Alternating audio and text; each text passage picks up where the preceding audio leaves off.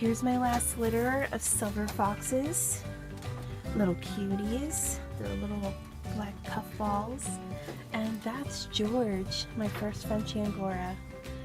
He doesn't like me because I accidentally snipped his snipped his skin because he was so mad at when I first got him.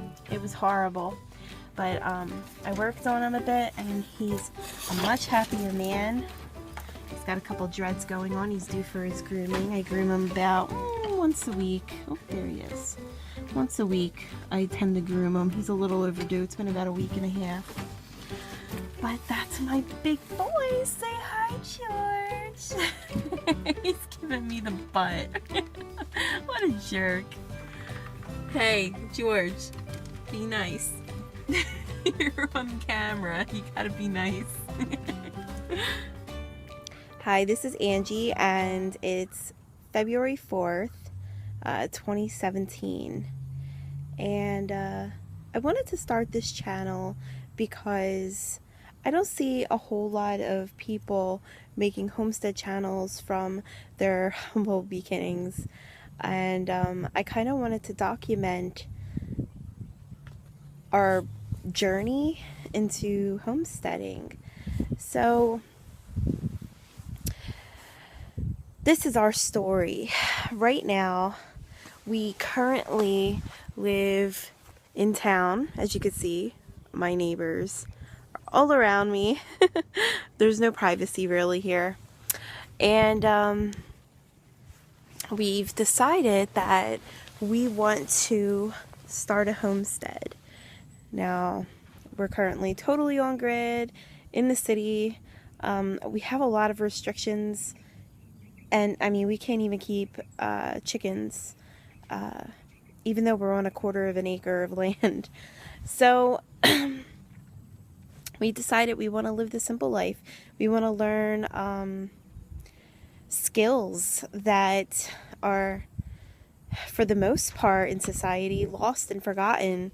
We want to grow our own food, eat healthier and fresher, just learn to live off the land and live simply. We don't want to be tied down to jobs where, you know, we have to make money to pay off our bills so we can make more bills and spend more money, and the process continues until you retire and die. You know, we want to live life. And to us, that's what this means. It means living life. And we're really excited about the journey. But we have such a long way to go. It all started, I guess, maybe August of 2016, where, I mean, I've always kind of been interested in going off-grid, but never thought it was something super possible to do. And I'm not going to get into defining what off-grid means, because it seems like everybody's got their own vision of what going off-grid means. So to me, it's more important to label our journey as homesteading instead of going off-grid. But I was interested in the notion of going off-grid in kind of a prepper mentality, but not really, because I'm super concerned about the state of affairs, even though I am. But because, like I said, I wanted to learn to be self-sufficient and teach my son how to be self-sufficient, and learn to not have to rely on the man, and to just learn to produce and like I said, be self-sufficient. That's really what it comes down to. And so to me, it's a dream to do this now. But I came across a video, and up until that point, I never thought it was actually possible for me to do it. I didn't know there was a movement of people going back to the land, going back to the country and going back to the land. And so when I came across this video, it gave me a shred of hope, and I just dug right in and absorbed everything I could for months. So when I brought the idea up to my husband, at first he was just like, that would be cool, I guess, but can you handle it? I was born and raised in Philadelphia. I'm a total city girl from the way I was raised. But I always, even as a little kid, dreamed about moving out to the country where, you know, everybody knows everybody, and, you know, you rely on your community. And, you know, I always kind of dreamed about that. So I started to really put in the work and learning what I needed to learn. And I'm still in the process of doing that because I think it's something that takes years, I mean, even decades, to really say you know how to be self-sufficient and live off the land.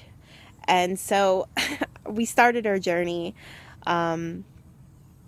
We've taken advantage of what we can do now. We have some quail that we get eggs from. We're gonna start doing more research into hatching and brooding and all of that. And we started in rabbits, but not meat rabbits. I started breeding rabbits to sell, and then I started to really have a strong desire to work with fiber. So I'm really interested in working with fiber and knitting and crocheting and making things from my own fiber. So I started to get really interested in fiber rabbits. So I have my first French Angora. I just put a down payment on a few more, and I'm so excited about them. But I guess my whole point is that you don't need to have a ton of land and go completely off grid and start your homestead to start living your homestead adventure. I've had to cull animals already due to injury and predators, and now like I'm learning more about how to deal with predators. Even in the city, we still have predators. We have hawks out here. That's our biggest predator, and our hawks around here have already damaged a couple of our quail. I've had to cull rabbits for, you know, injuries or birth defects.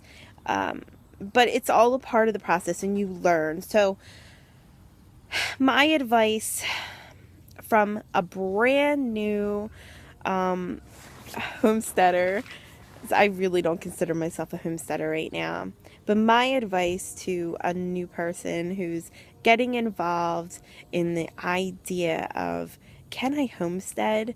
Yes. Homestead right where you are. Get whatever livestock you can get now and learn what you need to learn to, that's my quail. Learn what you need to learn now for when you do start taking the next step. Plus, it throws you right into the atmosphere and the mindset of a homesteader, and it just takes you one step closer to your goals. It looks like we are going to be selling the house pretty soon. We're getting prepared for having a realtor come out and check out the house, so we have some fixing up to do and cleaning up to do. My yard practically looks like a junkyard because we were spending a lot of time building a huge rabbit hutch, and so we have a huge scrap pile here, and then there was so much mud, and since I had to come out here, we had a really wet winter. I had to come out here so much that I had to lay a bunch of straw. So now I have a feeling we're not going to grow grass in the areas I had to put all the straw. So it's a process of learning all of this stuff. And you know, I just want to give hope to anybody out there that wants to do this but is scared to take the step. Take baby steps. Just take baby steps. Start right where you are. You can start a garden. You can start composting even. I'll take a walk over to one of my compost piles. I have two. I'm going to be starting a third compost pile. The compost pile I'm taking you over to right now is our rabbit compost pile. And my dogs have been kind of getting into it.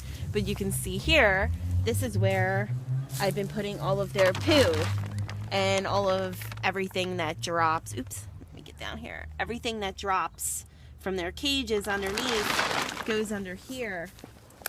And that's going to be going in a garden if we stay long enough to have a garden this summer. We have a compost pile in underneath our holly tree out front, which is our food scrap pile. And then I'll be starting a third pile of our quail dropping pile. And quail droppings, they're going to need a bit more time to compost. But you'll learn all of that. My point is, take the steps now. Learn what you need to learn now. I'm not here to teach anybody anything. I just hope that I can inspire new people who just started looking into this and inspire them to be able to say to themselves, I can do this. And I can start right now. I don't need to drop everything and go buy a huge piece of land and start from scratch without knowing anything. So that's my advice, and I hope that you like this video, and if you do, give it a thumbs up, and please subscribe, because I plan on documenting my entire journey, and I'm so excited to be on this journey. I'm so excited to be a part of this community, and I guess I'll see you in the next video.